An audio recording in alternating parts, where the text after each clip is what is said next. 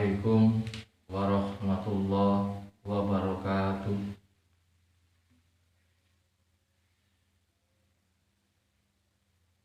Alhamdulillahirabbil alamin. Wassalatu wassalamu ala asrafil anbiya'i wal mursalin Sayyidina Muhammadin wa ala alihi wa sahbihi ajma'in. Amma ba'du. Alhamdulillah Rabbil alamin. Tiada kata yang pantas kita ucapkan dalam pertemuan kali ini, melainkan untayan puji syukur kehadirat Maulana Azza wa Jalla dengan wasilah ungkapan Alhamdulillahi Rabbil alamin. Karena atas karunia rahmat dan inayahnya kita dapat berkumpul dan bertatap muka walaupun dalam daring atau pondok pesantren Ramadan, pondok Ramadan daring.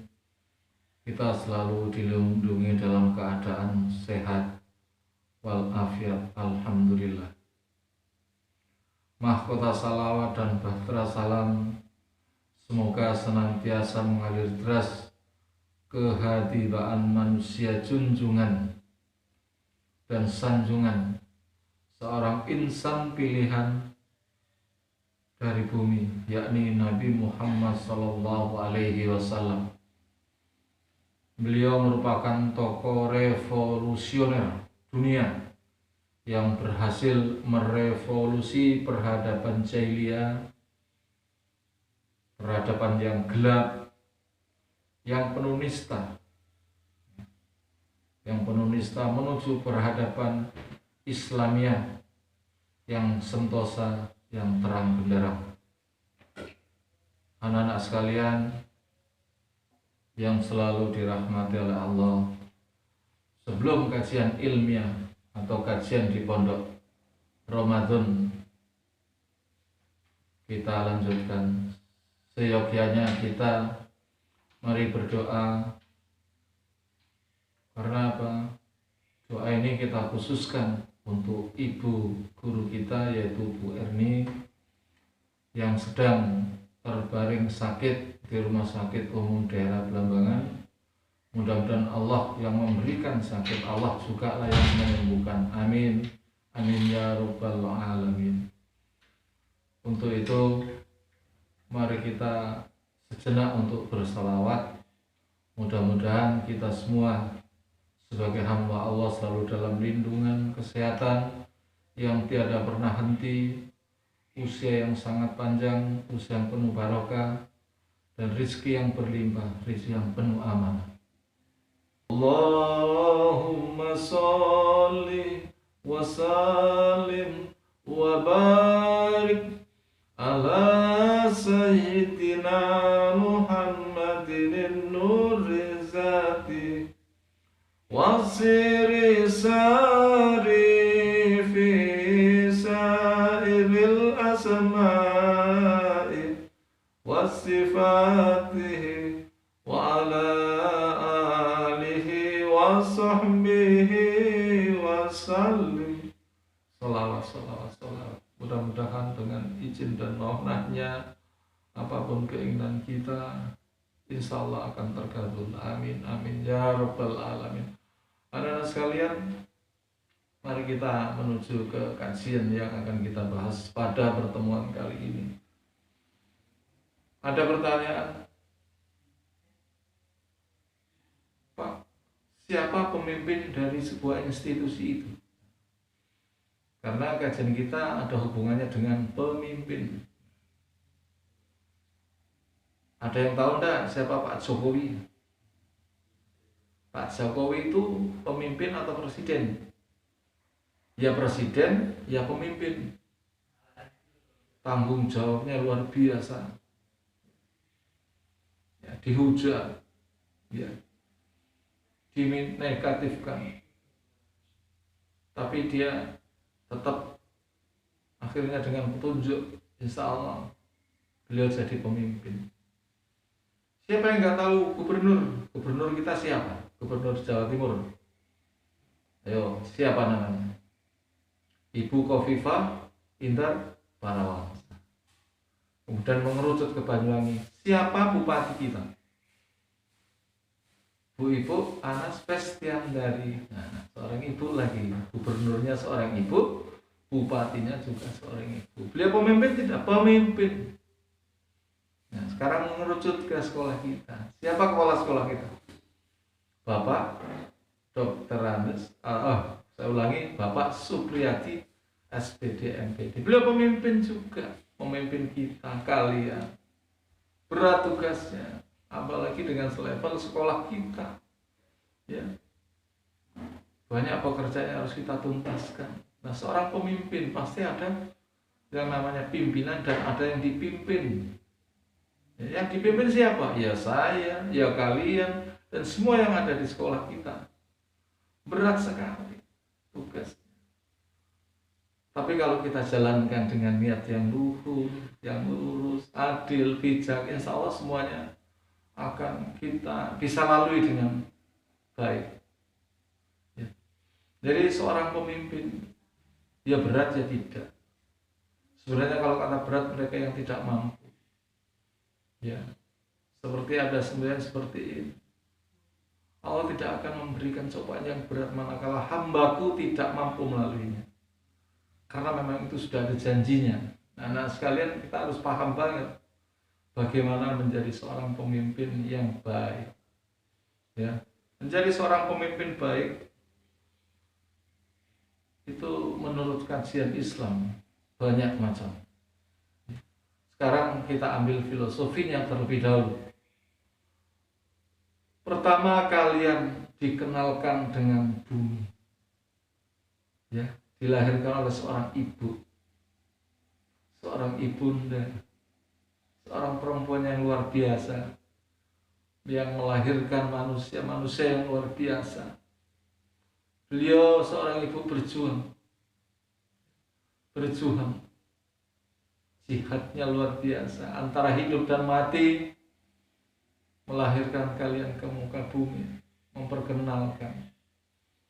Setelah lahir, baru datang seorang ayah, ya, mengadzani, mengqomati, membacakan surat, yang sebelah kanan gimana, yang sebelah kiri gimana. Harapannya apa beliau?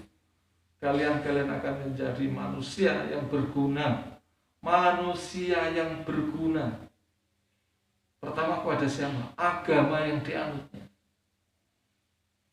Kemudian kepada nusa dan bangsa. Ada lagi patuh dan taat kepada kedua orang tuanya. Berat sekali seorang ibu. Begitu beranjak sudah berumur berapa hari, kalian sudah dihadapkan pada kewajiban seorang ibu untuk mempelajari kalian bagaimana caranya makan. Ya, setelah makan bisa dengan suapan, kemudian diajarkan lagi dengan tangan. Berat sekali. Kemudian setelah bisa belajar dan makan sendiri, tanpa kalian sadari bahwa kalian sudah diajarkan sebuah ilmu bagaimana cara atau tata cara makan. Yang kemudian dilanjutkan dengan menghafalkan bacaan.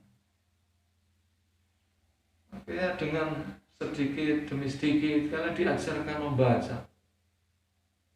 A, kemudian pa bisa manggil pa, ma, sampai huruf A, sampai akhir huruf apa, kalian bisa hafal, akhirnya bisa menyebutkan. Kemudian sedikit demi sedikit ibu kalian atau bapak kalian atau bapak ibu kalian mengajarkan mulai bagaimana baca huruf-huruf di Al-Quran. Ya. Jadi secara sedikit demi sedikit dan penuh kesabaran, tanpa kalian sadari bahwa kalian sudah dicetak oleh kedua orang tua kalian menjadi seorang yang bisa berguna. Impiannya jika memang Allah mentakdirkan kalian menjadi seorang pemimpin, Itu semua terjadi kepada pemimpin-pemimpin bangsa yang lain. Dan tidak boleh dipungkiri bahwa hal itu sudah menjadi takdir beliau. Ya. Nah, setelah bisa begini, begitu, akhirnya suatu waktu kalian akan diajarkan pada bagaimana berbuat yang benar. Misalnya pada saat kecil kalian memegang benda itu pada tangan kiri, oleh orang tua kalian, jangan nak, peganglah dengan tangan yang kanan. Karena tangan yang kiri itu begini, tidak baik menurut pandangan kita. Pak, tapi kalau melihat di TV kadang orang luar negeri itu memberikan sesuatu dengan tangan kiri. Itu orang luar negeri. Kita orang dalam negeri. Negeri kita, Negara Kesatuan Republik Indonesia, dengan tuntunan agama yang luar biasa. Umat yang lain pun akan memberikan sesuatu dengan tangan kanan. Saya percaya juga ada tuntunannya. Ya. Jadi budaya luar memang kadang ada baiknya, ada buruknya. Jadi Pak, kadang orang luar negeri itu terhadap orang tuanya tidak sopan. Itu orang luar negeri. Beda dengan dalam negeri.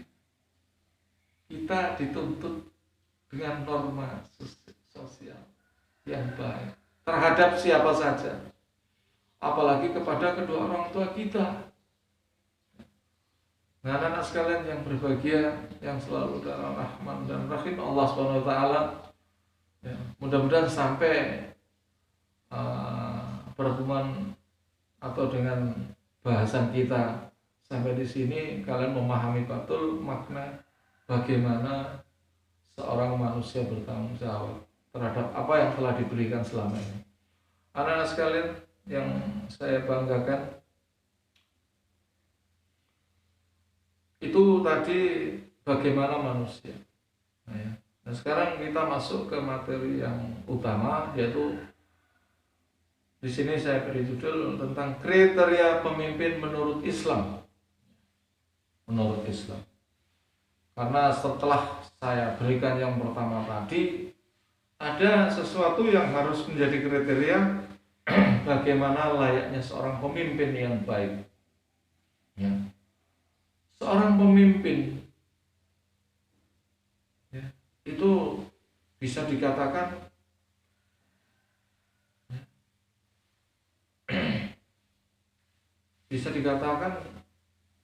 seorang pemimpin yang sudah menjadi takdirnya, ya, sudah menjadi takdirnya. Ya. Apapun resikonya, kalau Allah sudah menentukan takdirnya, jadilah kun faya. Meskipun halangan, rintangan, cobaan, sampai cacian, sampai hinaan, sampai keluarganya dikucilkan, kalau Allah sudah menentukan seseorang menjadi pemimpin, maka jadilah.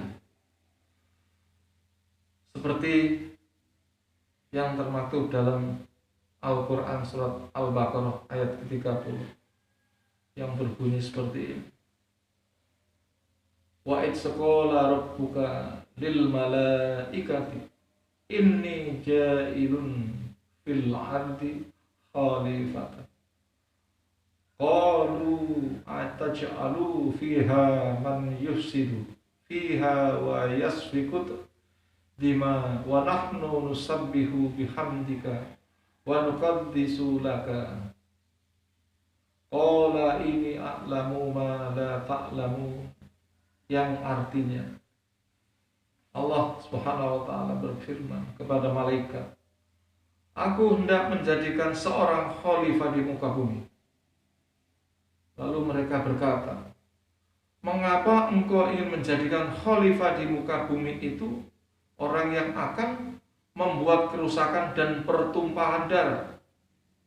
Padahal kami senantiasa bertasbih dan mensucikan namamu, ya Allah. Kemudian Allah berfirman, sesungguhnya aku mengetahui apa yang tidak kamu ketahui. Kutipan surat Al-Baqarah ayat 30.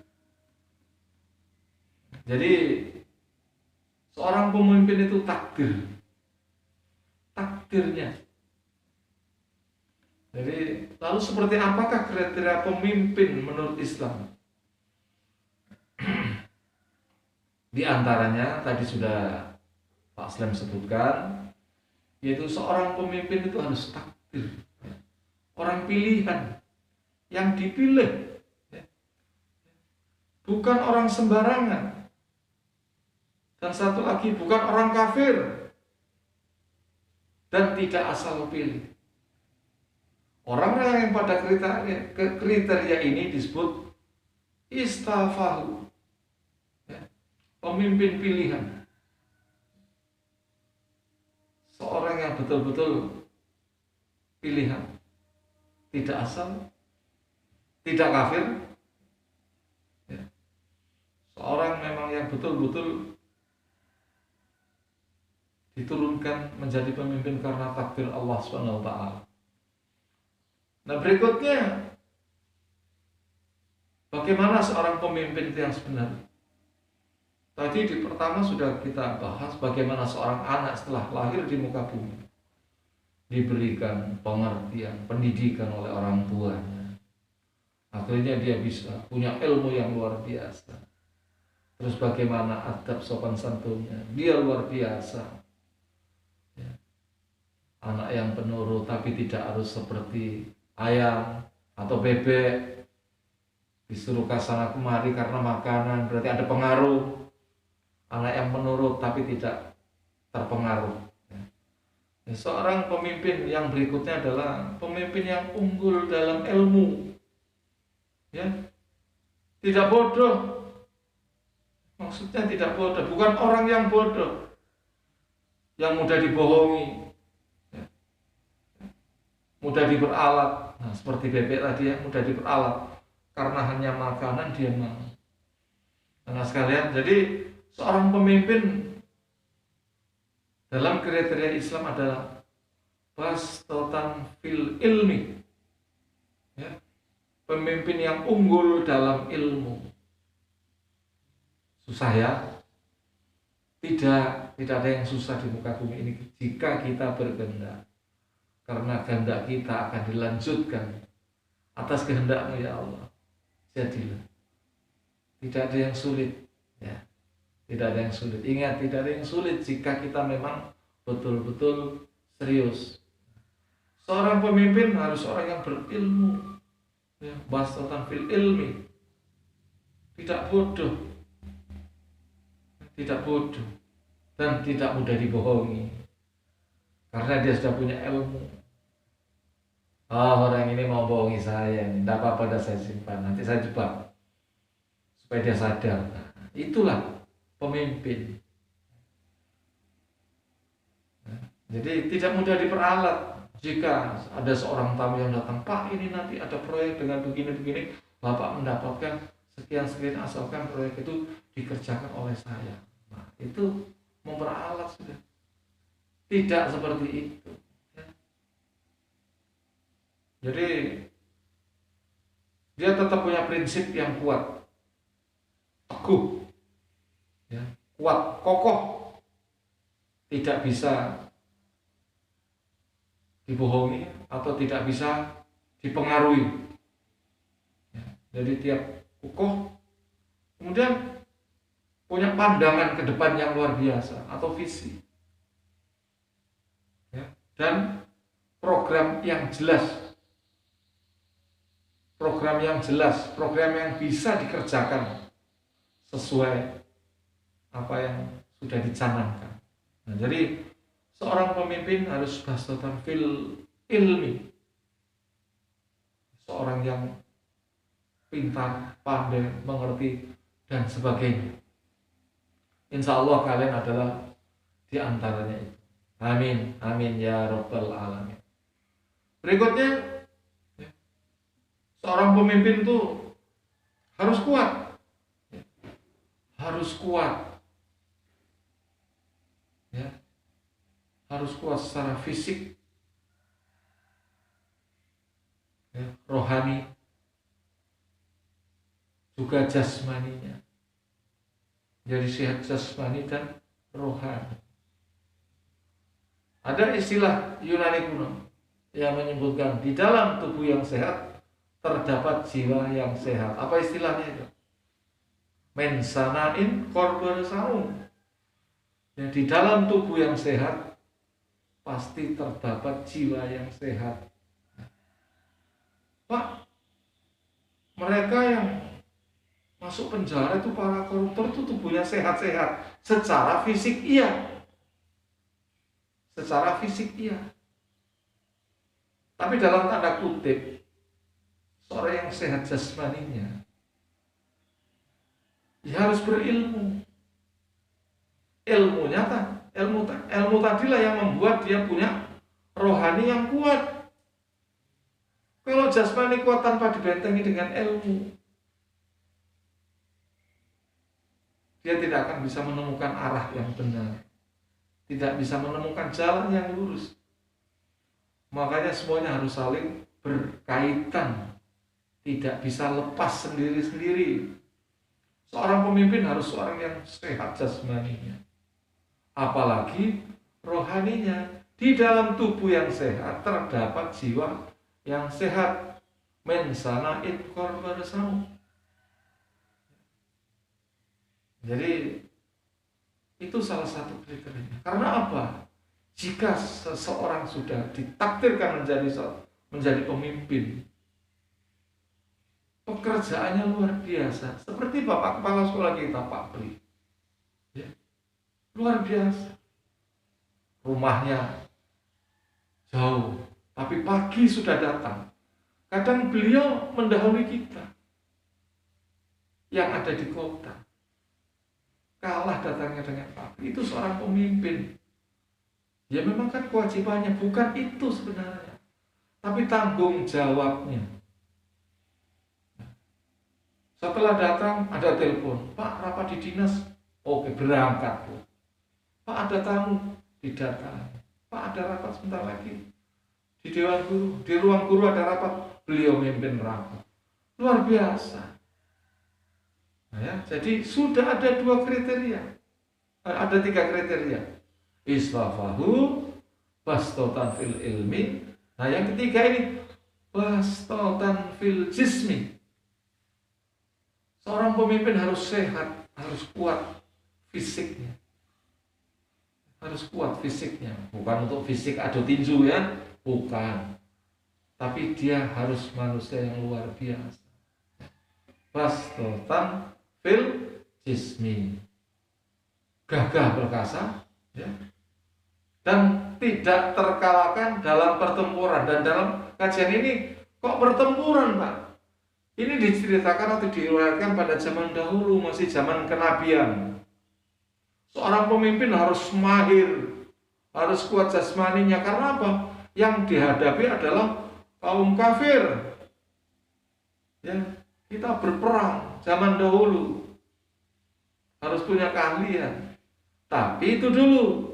Sekarang sudah di zaman modern, tidak ada lagi perang. Ya, yang dibutuhkan adalah kekuatan fisik untuk untuk mengerjakan pekerjaan-pekerjaan yang kadang orang sulit mengerjakan. Tapi karena sudah ditakdirkan dia menjadi seorang pemimpin, ya, ditakdirkan istafahunya, kemudian ditakdirkan dengan keilmuannya, bastotan fil ilmi, kemudian ditakdirkan dengan fisiknya atau jasmaninya, bastotan fil jismi, maka dia jadilah seorang pemimpin. Anak-anakku yang berbahagia, sekarang siapa orang-orang ini? Dialah manusia yang derajatnya sama sebenarnya dengan kita. Tapi kenapa kita tidak ingin menjadi seperti itu? Kadang manusia ditentukan oleh pilihan. Saya tak jadi juru ketik aja lah, saya tak jadi sekretaris aja lah.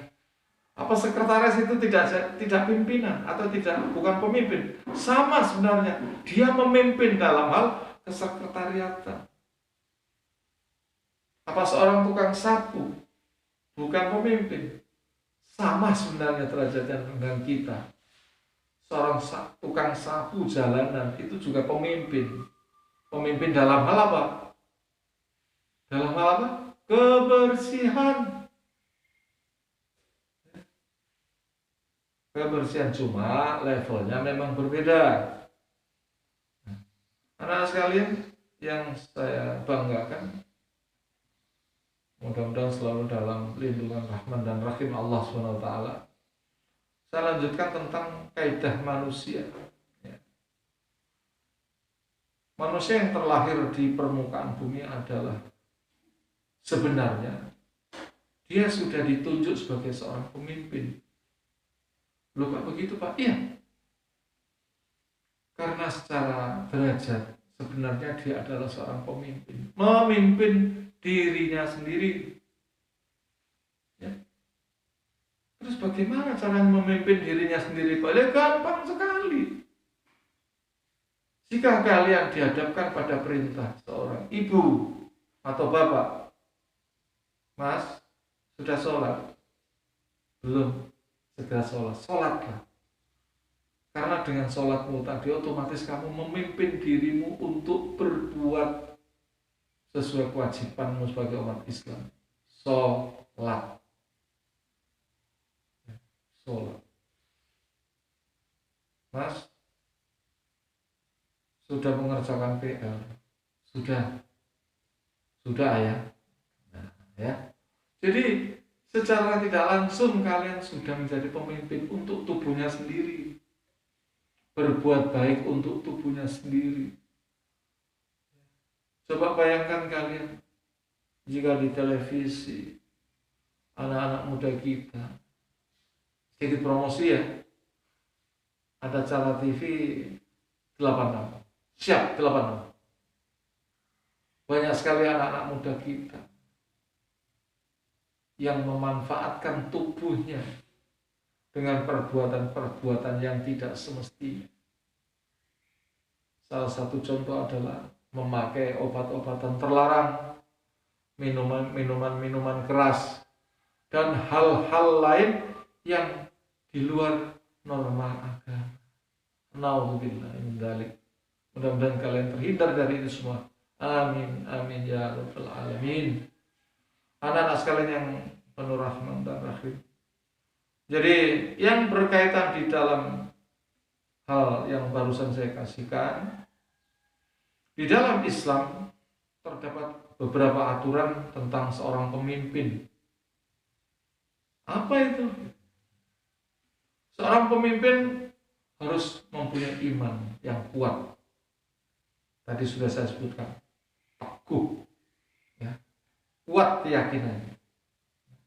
Seorang pemimpin harus seorang yang kuat iman, ya, seorang yang bertakwa.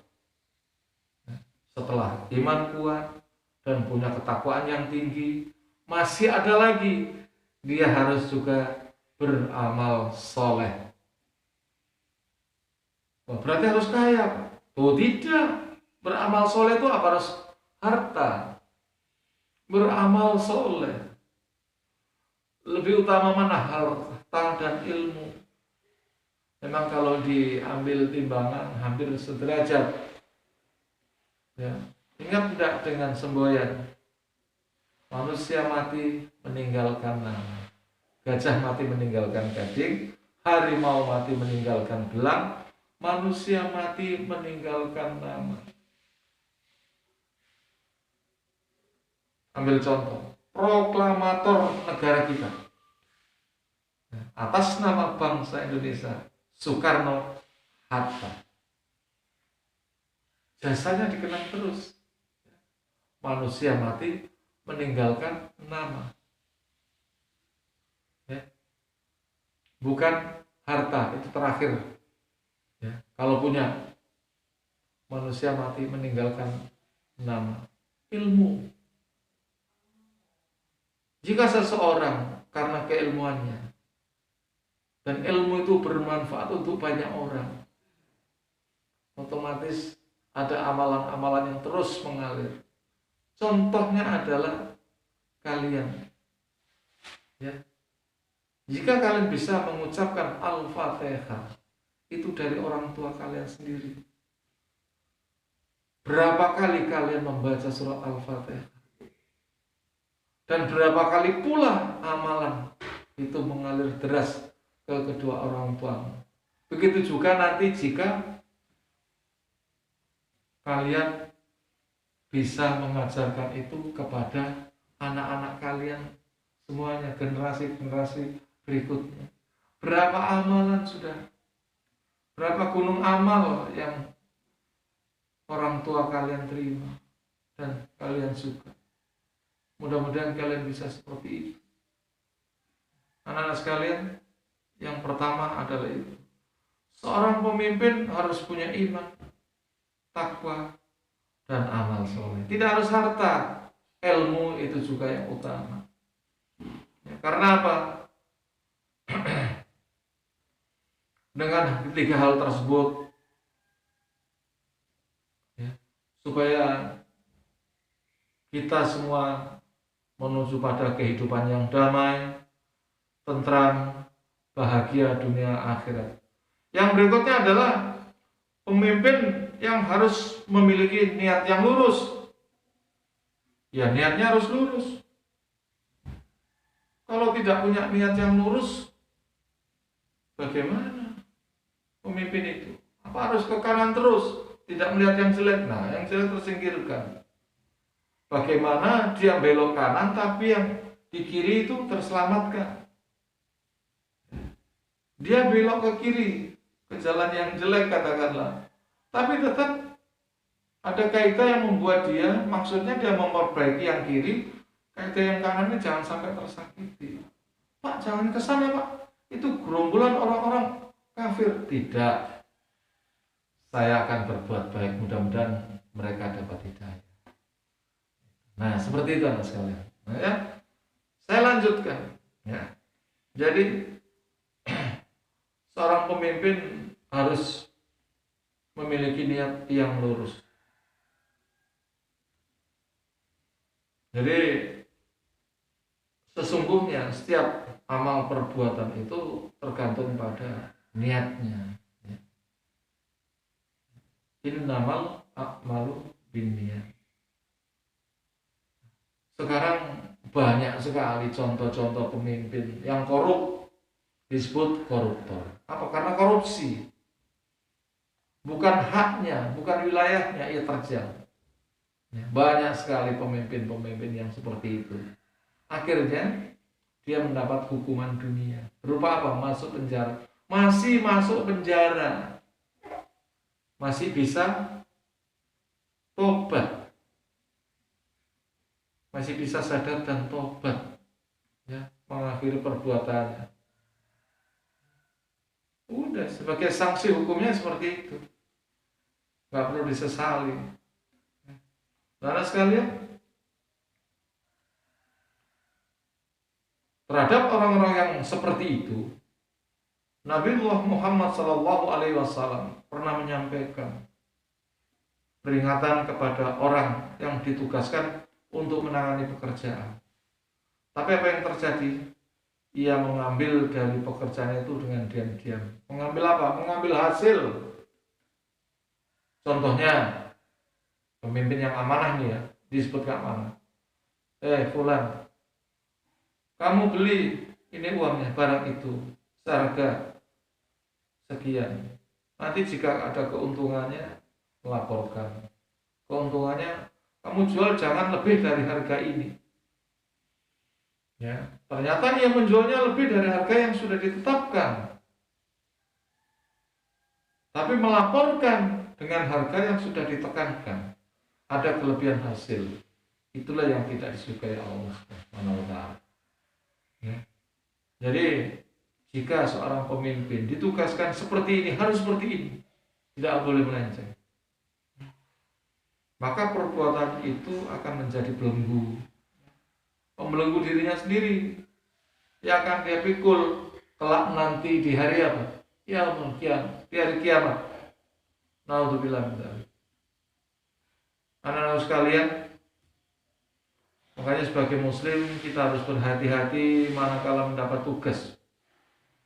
Sebentar lagi kalian menjadi ujung tombak sekolah dalam kegiatan organisasi siswa intrasekolah. Di antara kalian pasti ada yang terpilih menjadi ketua OSIS untuk periode tahun 73, angkatan 73. Jadilah pemimpin OSIS yang masuk kriteria tadi. Pasti di antara kalian. Maka saya simpulkan, mari kita menjadi pemimpin yang bisa dipercaya, jujur, adil, pengasih, penyayang, dan jangan menjadi pemimpin yang baik menurut manusia saja, tapi juga harus baik menurut Allah SWT. Setuju kalian? Mudah-mudahan setuju. Demikian apa yang bisa Pak Slim sampaikan. Mudah-mudahan kalian adalah di antara satunya. Wallahul muwaffiq ila aqwamit thoriq. Wassalamualaikum warahmatullahi wabarakatuh.